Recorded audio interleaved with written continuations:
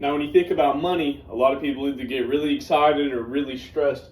A lot of people work for their money. They don't have their money working for them. A lot of people are literally owned in their own mind by their financial situations. Oh, your car just blew up the engine. That's $3,000. All you have is $3,500 in your account. Instant panic. We're going to be talking about that, how money can literally reduce your anxiety, calm your nervous system, and just how I'm not a financial guru. I'm 20 years old. I'm studying psychology. I don't know a lot about finances, but this can talk about how money itself and the psychology of money can literally relieve you. It can literally cause less stress in your life. This helps in other avenues of life. Not always having to worry about your finances. Probably gonna be better in other aspects of your life because you're not having to worry about this as much. But I know a lot of people, especially like me, college student, school, bro. School is not cheap. I'm not getting paid to go here. I'm not on full scholarship, unfortunately. So it costs money. Oh, it can stress. So I got written on the board right here. Money equals safety. So why does money equal safety? Well, I've said this in a past video. We're all scared of the unknown. What's unknown? What's gonna happen if you? What's this guy calling me for? Sorry, but what's unknown? What's going to happen? You don't know what's going to happen if you don't have this money. Like for the example, with school, let's take school for an example. If I owe $3,000 to go to school here next semester, theoretically, then I'm going to be panicked because I don't know what's to come if I'm not going to be in school. It's going to trigger anxiety. It's going to mess up plans and all those different types of things. Well, you might ask, well, obviously money's going to cause anxiety. I know this. I'm not watching this video to hear you yap about that, but I'm going to talk about how to literally relieve it. Not necessarily just instant relief, but different options and different ways, and kind of like a bucket system almost. I got my money set up a specific way. Do what you want with yours. I'm not going to give financial advice on this channel. That's not what this video is. It's the psychology of money essentially. But having money literally reduces uncertainty, and that's going to relieve a lot of anxiety, like I just mentioned previously. Let's say, oh, my car just went out, and I have $500 to fix my car, and I only have $1,000 on my bank account. Literally, your cortisol is going to fucking spike. All those, just a bunch of shit's going to spike in your brain because you're stressed, bro. You're panicked. You're like, oh no, I got to have this money by this point, or I'm not going to be able to do X, Y, and Z. So that's going to cause some anxiety because, for one, you're not in control. And you're not in control of your circumstances. That's a big thing. You don't have control. You don't know what's going to come. If you don't have control of something, you don't know what's going to happen. That's why you have anxiety about your money, bro. But how can you fix this? All right. Having your money just there is nice, bro. It's real nice having your money right there. Checkings account, not the strat, I'll say. Like I said, I'm not out here just hopping in financial advice, but I will say, bro, inflation is a real thing, and I'll talk about that later because growth will fight your inflation, but inflation is a thing. With that being said, you don't want your money to lose value because if you just keep your shit in the checkings all day, it's gonna. Because guess what, bro? The economy fucking sucks, and it's just the economy keeps rising, dog. So you're gonna have to find something that's gonna battle that. But at the same time, you're gonna want to keep liquidity because if you don't have some liquidity in your portfolio, and let's just say your car just went out and it cost $500, and you have $1,000 in a fucking TI bill, a treasury bill. And let's say that's liquid. You can pull that out. It's pretty liquid, bro. So let's say I just wait a month till I can pull out my TI bill and I fix my car or whatever. Use a different car in the meantime. Dude, you know how much anxiety is going to be relieved just because I have some liquidity options. Same thing with that's why people try to keep some in their checkings account. Try to keep a little bit in your checkings account because it's going to give you peace of mind. Not just being super tight with finances. Literally, if you swipe your card and you don't know if it's going to go through or not, that's going to trigger a lot of anxiety.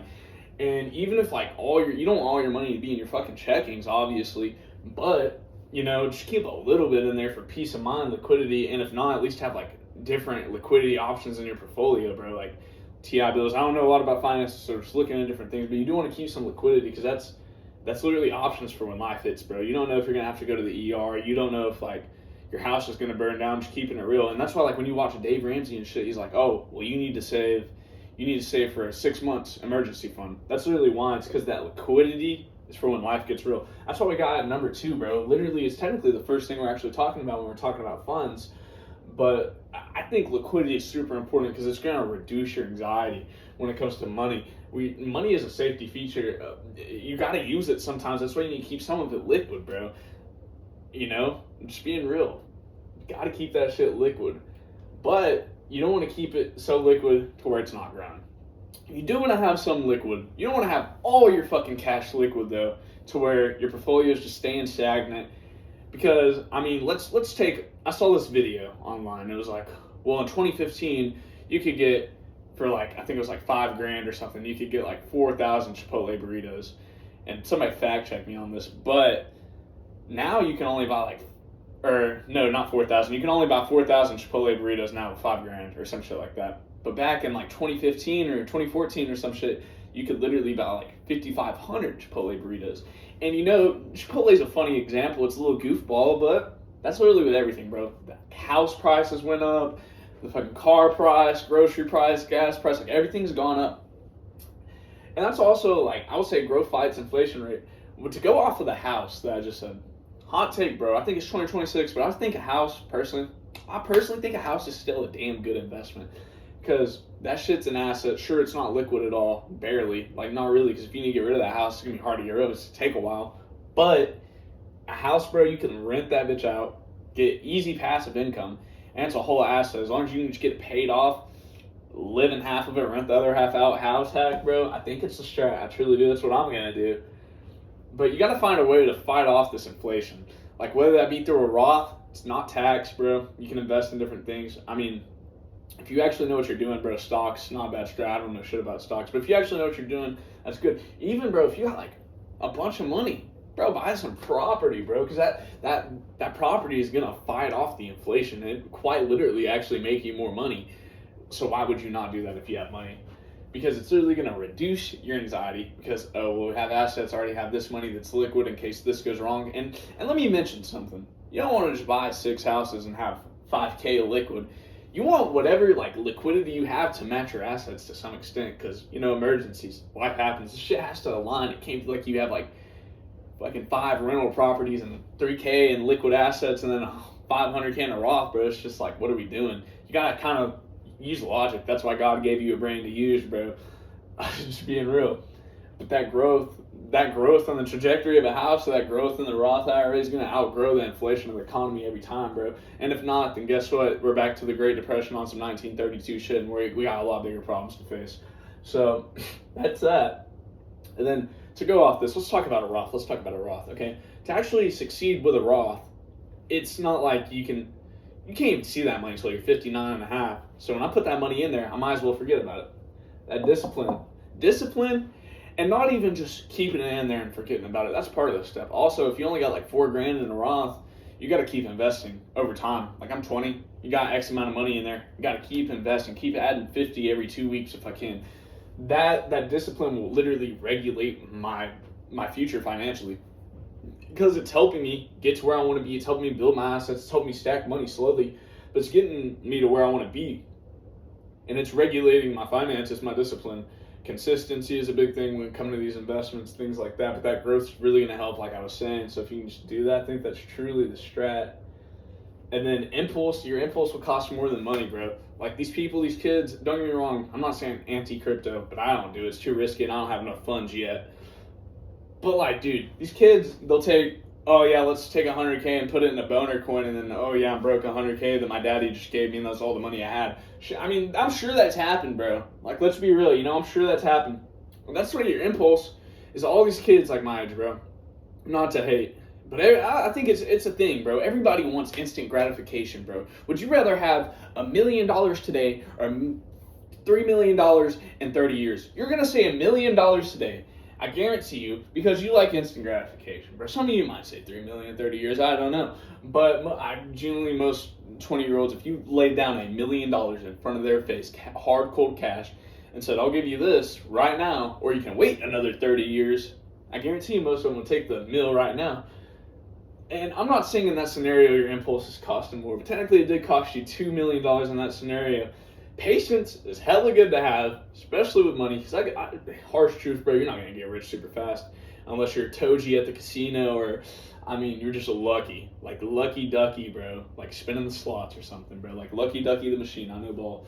But discipline has to regulate your financial behavior, because if not, your impulse is going to take over, and guess what, your impulses will cost more than your money, and then when that costs you, your safety goes away, because, I mean, you have no money, bro.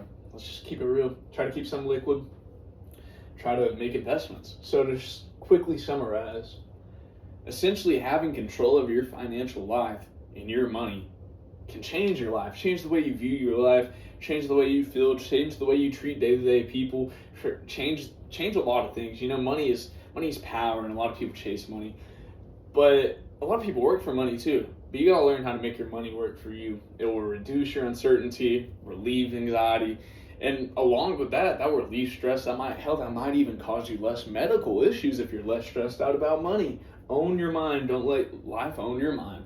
Even if it is financial, even if your anxiety does spike, just try to regroup. But to not let that happen, try to have liquidity in your portfolio. Try to have some things that you could sell to get cash right then and there if needed. Looking at different options, it's good because life's going to happen eventually. So you want to have some liquidity in your portfolio for sure. And then growth simply fights inflation. Any investment, whether it be a property or Roth or stocks or whatever, those are going to help your portfolio fight off the inflation and time. So that way you're gaining money and not losing money. I mean, technically, if I do take 10 grand and leave it in a savings account, it's going to be 10 grand in 10 years. But like I said with the Chipotle burrito example, that 10 grand does not carry as much value as it does right now as it will in 10, 15 years. That's why you gotta make these investments. And these investments typically follow the economy from what I know. I'm not super knowledgeable on finances. But once you got the growth that can fight off the inflation, you got some liquidity, you just gotta discipline, regulate your financial behavior, and you gotta understand that your impulse will cost you more than money. Because your impulse can end you, bro. I mean, it really can. It's been Caston Smith. Thank you for watching. I am a second-year psychology major. I don't know why I stopped like that. At University of Arkansas, Fort Smith, hoping one day to be a neuroscientist, a psychologist, something along those lines, whatever God intends me to be truly. But thank you for watching. I hope this helped you with something financially related or with your own mental health.